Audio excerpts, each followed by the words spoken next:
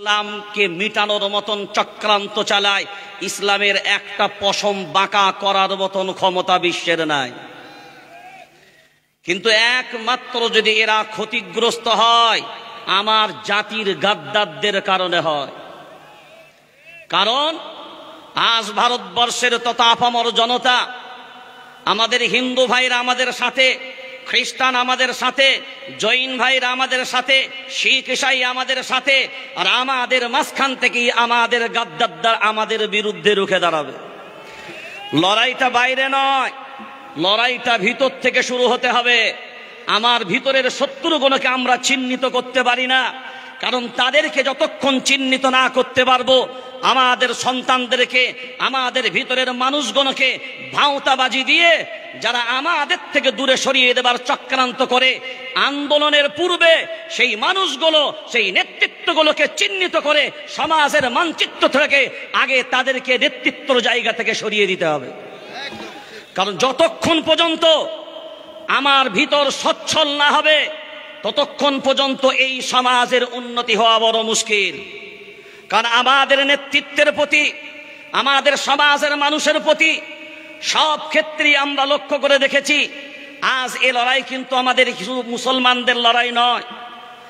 আমরা যদি সত্যিকারে সমীক্ষা করি, ভারতবর্ষের সংবিধানের যারা পণ্ডিত মানুষ বসে আছেন স্টেজে, আমি একজন ক্ষুদ্র সংবিধানের ছাত্র হিসাবে বলছি, সংবিধান আমরা, এইটা আমাদের সব শ্রেণীর মানুষকে বোঝা দরকার।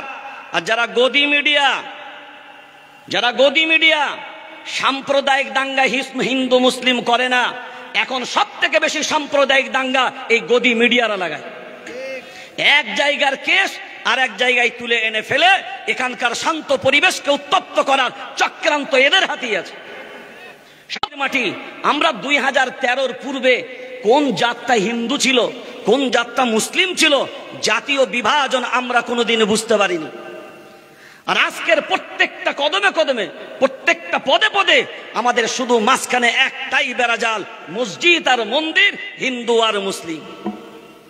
যে ভারতবর্ষের, আমি চ্যানেলের নাম নিলাম না, একটা জিনিস মনে রাখবেন, গুজরাটের এখনো পর্যন্ত আছে এই ফুটেজ। তিনি বলছেন, গাড়িতে আমি যাচ্ছি, রাস্তায় যদি একটা কুকুরের বাচ্চা অ্যাক্সিডেন্ট করে মরে যায়, এটা যেমন একটা অ্যাক্সিডেন্ট, এইটা যেমন মনে হবে গুজরাটের দাঙ্গা আমার কাছে অনুরূপ। বাইরে যখন যায় তখন রুমালওয়ালাদের সাথে, হাজিওয়ালাদের সাথে, তখন বলছেন আপ হামারা হ্যায়, আপ হামারা ভাই। তো বাহার আপ হামারা ভাই, আর হিন্দুস্তান মে মুসলমানের কোনো নেই কোঠায়। আরে নাগরিক, আর নাগরিক হিসাবে আমাদের প্রথম নৈতিক দায়িত্ব হলো, সংবিধান যদি বাঁচে আমরা বাঁচবো, সংবিধান যদি বাঁচানো যায় ভারতবর্ষের সম্প্রীতি বাঁচবে, সংবিধান যদি বাঁচে ভারতবর্ষের সংহতি বাঁচবে, সংবিধান যদি বাঁচে ভারতবর্ষের আপামর জনতা নিরাপদে বেঁচে থাকবে। আর একটা জিনিস সব থেকে বেশি প্রয়োজন, সেটা হলো সংবিধান তৈরি হয়েছে দেশের মানুষের ক্ষতি করার জন্যে। মানুষের জন্য সংবিধান না মানুষ মারার জন্য সংবিধান? সংবিধান মানুষের জন্য হয়েছে না সংবিধানের জন্য মানুষ বানিয়েছে? আগে দেশের স্বাধীনতা এসছে না আগে দেশের সংবিধান রচনা হয়েছে? আগে দেশের স্বাধীনতা এসছে, আগে দেশের মানুষ, এই মানুষ যাতে নির্বিঘ্নে থাকতে পারে তার জন্য সংবিধান। তিনি বলছেন মুসলিম জাতির প্রতি দয়া করব, কারণ এতদিন তো দয়া করে এসছি, 370 ধারা তুলে দিয়ে মুসলমান শ্রদ্ধাশীল না, সে মুসলমানদের মায়েদের প্রতি হঠাৎ করে এত দরদ কি করে জন্মালো? নিজের বাচ্চা যতক্ষণ না কাঁদে নিজের মা ও দুধ দেয় না। ইনি বলছেন ওয়াকাফ আইন পাশ করে মুসলমানদের আমরা উপকার করছি। তাহলে উপকার গুলো একটু জানা দরকার। নাম্বার 1, এই আইন পাশ করে মুসলমানদের প্রথম নম্বর উপকার যেটা করবে, সেই উপকারটা হলো এটা। কারণ শরীভাবে আপনাদের সবারই জানা থাকে যে সাদকায়ে জারিয়া বলে একটা শব্দ আমাদের হাদিস শাস্ত্রে আছে। 14, 15, 26 নম্বর ধারাগুলো যদি বিশ্লেষণ করেন এর স্বীকৃতি ওখান থেকে পাবেন। আর কোরআনুল কারীমও এটা দিয়েছে যে প্রথম শর্ত দিয়েছে ঈমানওয়ালা হতে হবে, যাকাতওয়ালা হতে হবে, নামাজওয়ালা হতে হবে। এই গুণ যার ভিতরে থাকবে সেই মসজিদ এবং মসজিদের সম্পদ রক্ষণাবেক্ষণের দায়িত্ব গ্রহণ করতে পারবে। আপনার আইন বলছে না ওখানে নন মুসলিম দুইজনকে ঢুকাতে হবে, তাহলে সরাসরি বোঝা গেল কোরআনের বিরুদ্ধে এ আইন আপনি চালিয়েছেন। আর মুসলমান সব মেনে নিতে পারে, সব সম্ভব কোনো মানুষ হবে না। আপামর জনতা, আপনার জানা দরকার এ ভারতবর্ষ এমন একটা দেশ, এ ভারতবর্ষের স্বাধীনতা সংগ্রাম থেকে নিয়ে যদি আমরা পুঙ্খানুপুঙ্খানু বিচার করি, আপনাদের অনেকেরই জানা আছে যারা দিল্লি গেছেন, মঞ্চ রেডি হয়ে গেল, বল্লভভাই প্যাটেলের মতন মানুষ, জওহরলাল নেহেরুর মতন মানুষ, গান্ধীজির মতন মানুষ সবাই স্টেজের সামনে হাজির হয়ে গেল। ইংরেজ বাহিনী বলল আজ ইংরেজ খেদাও। এই আওয়াজ প্রথম এই স্টেজ থেকে যে ব্যক্তি দেবে তার সামনে ঘুরে বেড়ান। স্টেজের উপরে ওঠেননি। গান্ধীজির মতন মানুষ এসছেন, স্টেজের সামনে দাঁড়িয়েছেন, স্টেজের উপরে ওঠেননি। জওহরলাল নেহেরুর মতন মানুষ এসছেন, স্টেজের সামনে দাঁড়িয়েছেন, উপরে কিন্তু ওঠেননি। একজন মানুষ দাড়িওয়ালা, টুপিওয়ালা, খাদি পোশাক পরনেওয়ালা, ভিখারির মতন দেখতে লাগলো। একজন মানুষ আস্তে আস্তে আস্তে আস্তে আসলেন, দেখে মনে হচ্ছে একজন ফকির আসছেন। আসার সাথে সাথে বল্লভভাই প্যাটেল, জওহরলাল নেহেরু, গান্ধীজির মতন মানুষ বললেন, হযরত আজ স্টেজে উঠে এই ইংরেজদের বিরুদ্ধে, এই ব্রিটিশদের বিরুদ্ধে দেশ ত্যাগ করো, দেশ ছেড়ে দাও। এই আওয়াজ যদি কেউ দিবার ক্ষমতা থাকে, এই আওয়াজ যদি কেউ দিতে পারে, আমরা চাই এই আওয়াজ প্রথম আপনার মুখ থেকে আসুক।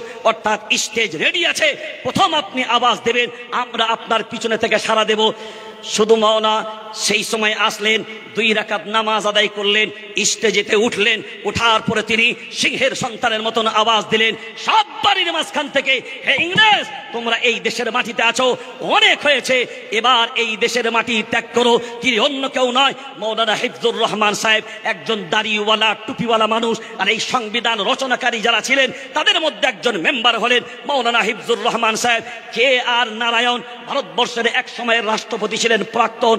তার কাছে কোনো ব্যাপারে ডেপুটেশন দিতে যাবার সময় তিনি বলছেন, আমার পার্লামেন্টে এত হাজার হাজার ডেপুটেশনের দরকার নাই, একটা শুধু পার্লামেন্টের ভিতরে মাওলানা হিফজুর রহমান সাহেবের মতন একটা মানুষ আমাদের পার্লামেন্টের ভিতরে দিয়ে দাও।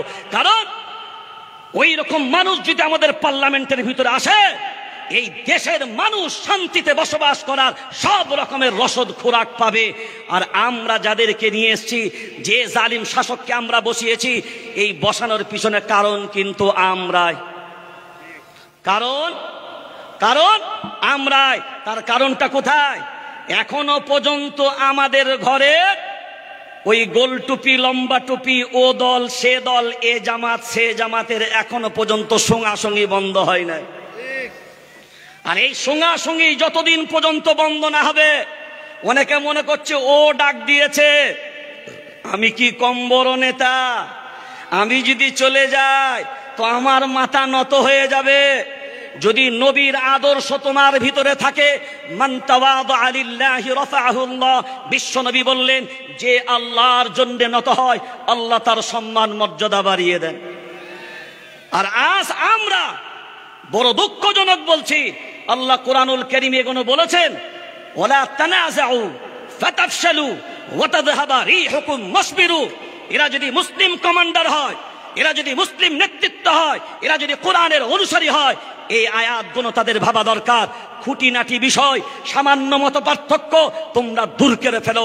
কারণ তোমরা যদি এগুলো দূর না করো, তোমরা শক্তি হারিয়ে ফেলবে, সাহস হারিয়ে ফেলবে, তোমরা দুর্বল হবে, তোমরা পরাজয় হবে। তাহলে পরাজয় যাদের কারণে হচ্ছে, ওই নেতৃত্বগুলোকে আগে চিহ্নিত হওয়া দরকার।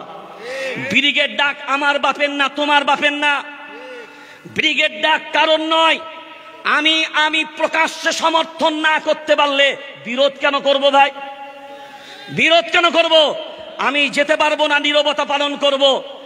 আমি আমার সম্মানটা বোঝার জন্য, ব্যক্তি স্বার্থের জন্য কি লড়াই করছি জাতির কাছে? ব্যক্তি স্বার্থের লড়াই এটা।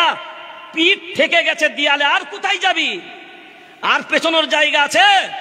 আর তো উপায় নেই, এখন তো সামনে এসো। সেই জন্য আমি আবারও বলছি, বিনয়ের সাথে অনুরোধ করছি, এ ফুরফুরা তবলিগের লড়াই নয়, এ দেওবন্দি বেরেলির লড়াই নয়, এ হানফি শাফির লড়াই নয়, এ মালিকি হাম্বলির লড়াই নয়, এ এ দল সে দল, এ মত সে পথ, এ জামাত সে জামাত, এ নেতা সে নেতা। আরে নেতা শুধু নেতা হয়ে হয়ে আমাদের ভিতরে না ওই নেতা হয়ে হয়ে যত সব ক্যাতা তৈরি করেছে। সবাই নেতা।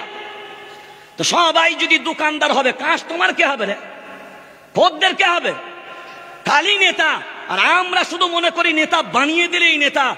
এই নেতাগুলোই তো আপনাকে শেষ করে দিয়েছে। সর্বপ্রথম জনগণকে একটা জায়গায় দাঁড়াতে হবে। আমরা নেতা তখন মানবো যখন তোমার ভিতরে একতা থাকবে। কথা বলেন না কেন? তোমার ভিতরে ইউনিটি থাকবে। তোমার ভিতরে একতা নেই।